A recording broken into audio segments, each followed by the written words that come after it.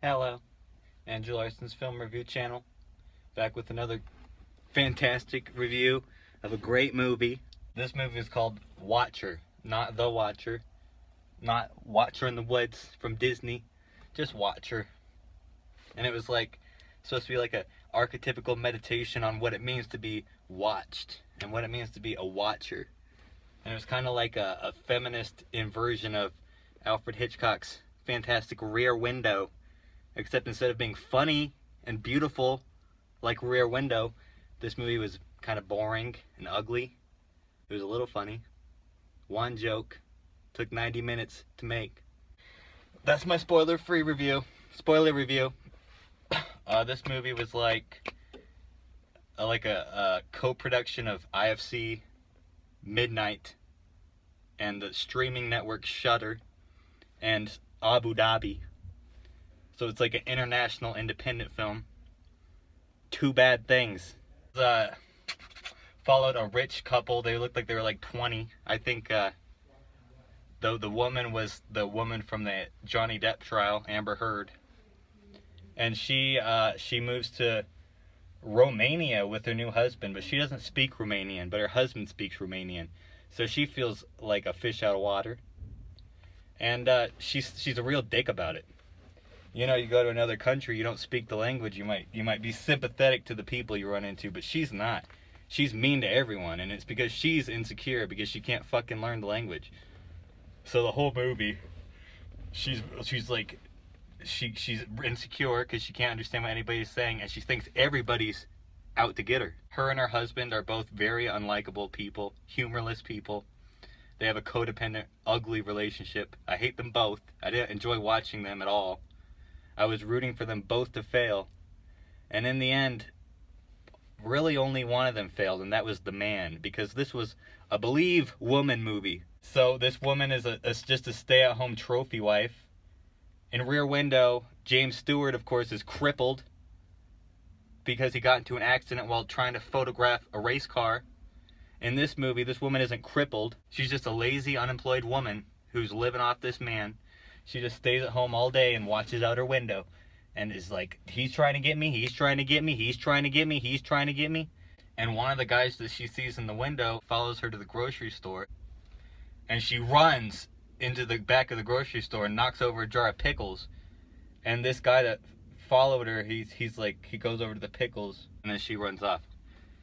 And that's one of the most exciting things that happens in the movie. Another exciting thing that happens is, so she thinks that this guy from the grocery store is the same guy who's a silhouette watching her in the building across from hers.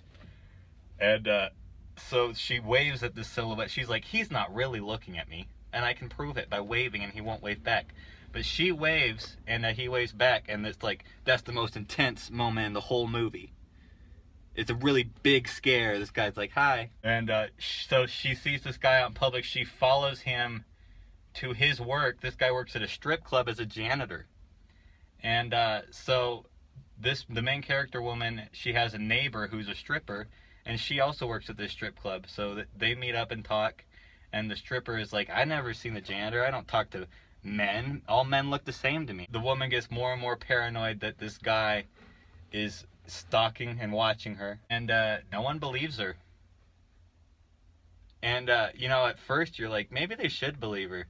But then as it goes on and on, it's like, she's so nuts and so rude to everyone. Maybe they shouldn't believe her. The police come, and so the guy that she thinks is stalking her filed a police report because she keeps sending people over to his building. At that point, it seems like the movie might be like a really low-key, dry satire about how paranoid this isolated, insane, mentally ill, rich white woman is.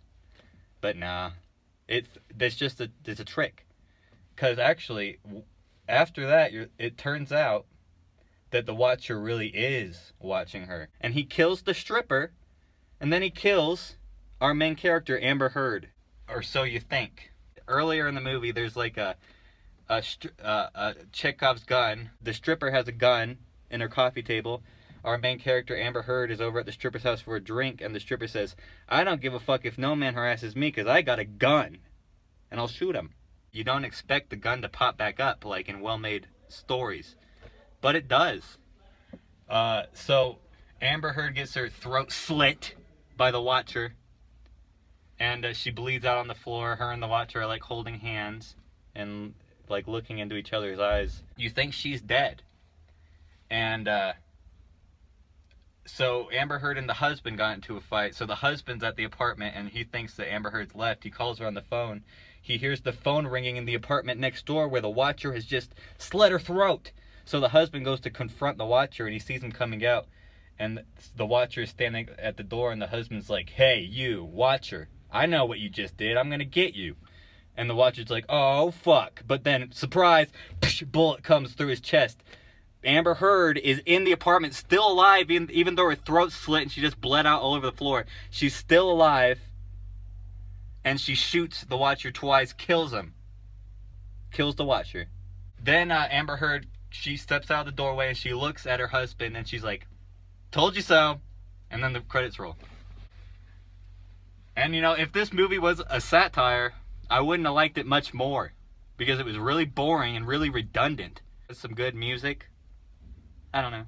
This is a female-directed movie. I've never heard of the director. I saw on Wikipedia it looked like this movie took 6 years to make. Definitely not worth it. Maybe a month or two ago I saw Hatching. I think that was from IFC Midnight 2. That was way better than this. I didn't like the villain. I didn't like Amber Heard. I didn't like her Romanian husband. Comment down below.